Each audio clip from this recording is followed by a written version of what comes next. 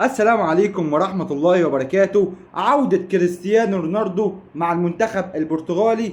طبعا انتهى الشوط الأول بنتيجة 3-0 لصالح البرتغال، واللي سجل منهم هدفين، ويمكن كان ذكاء منه في الهدف الثالث برضه كريستيانو رونالدو.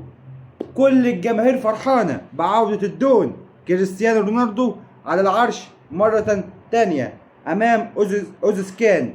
بالظبط كده، منتخب أوزسكان هم اللي بيجابلوه. طبعا كل التوفيق إن شاء الله، كل التوفيق في المباراة اللي جاية لصالح المنتخب البرتغالي، إن هو يقدم أداء كويس، وإحنا منتظرين منه أداء أفضل من كده بكتير، وإن شاء الله هيقدم أداء كلنا نبقى فخورين بيه إن شاء الله.